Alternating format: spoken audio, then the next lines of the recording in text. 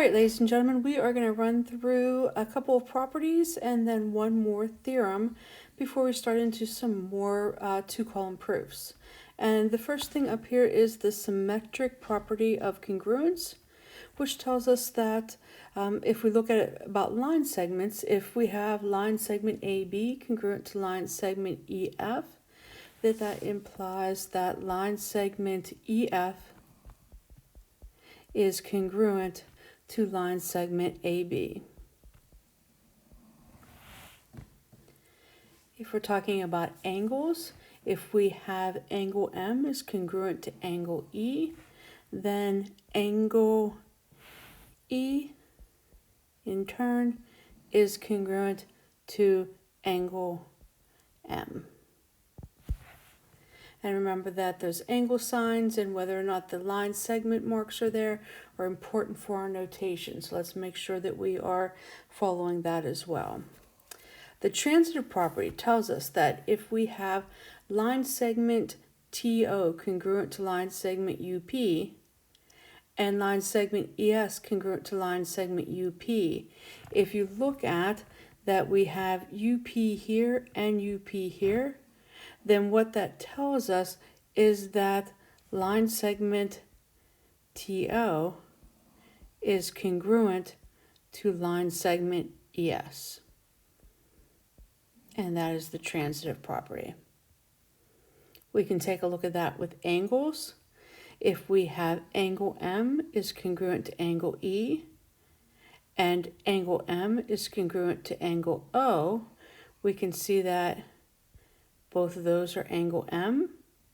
And so then by the transitive property, angle E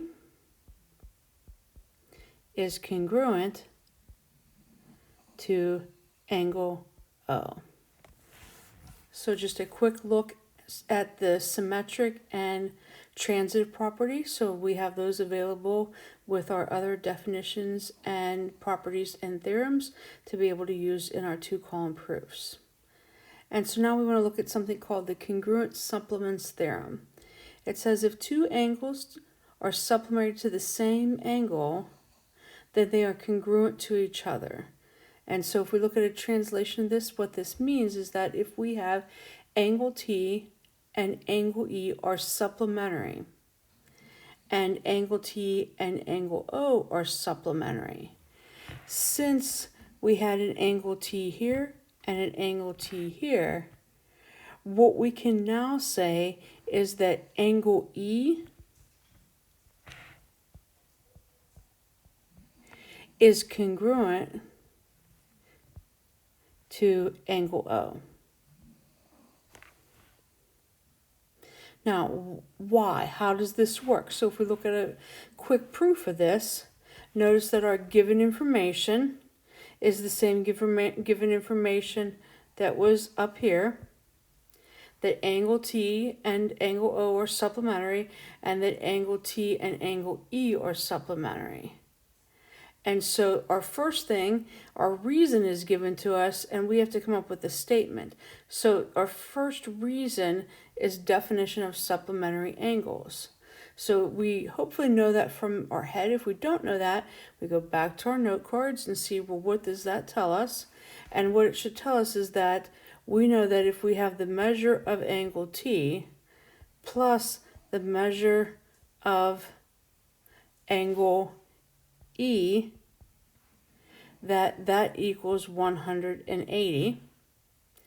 We also know that if we have the measure of angle T plus the measure of angle O, that equals 180 degrees. That's what the definition of supplementary angles tells us, that the measure of two angles is 180. Now, if we look and we go from this step to our next step here, we can see that the 180s are gone.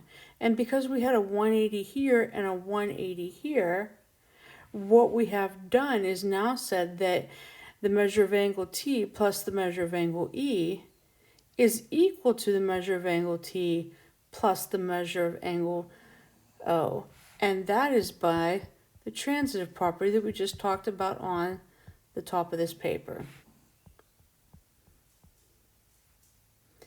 if we then look at what changes from this step to this step, you can see that if we have an measure of angle t here and a measure of angle t there, that they are removed and we're left with the measure of angle E is equal to the measure of angle O. And we would remove those by simply subtracting the measure of angle T from both sides. And so that's our subtraction property. And then our last thing here tells us the measure of the angle is equal to the measure of the angle. So if we want to look at that and go from measure to congruency, our reason would be the definition of congruency. And so what we are saying is that if we have two angles that are complementary to the same angle, then they are congruent to each other. And so let's apply it. If we have angle O and angle S, and they are complementary, and angle S and angle R are complementary,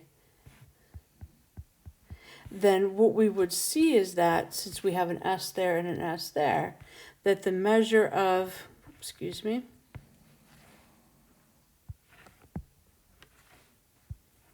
that angle O would then have to be congruent to angle R. And so we have two different new theorems that we are now have available to us: the congruent supplements theorem and then the congruent complements theorem.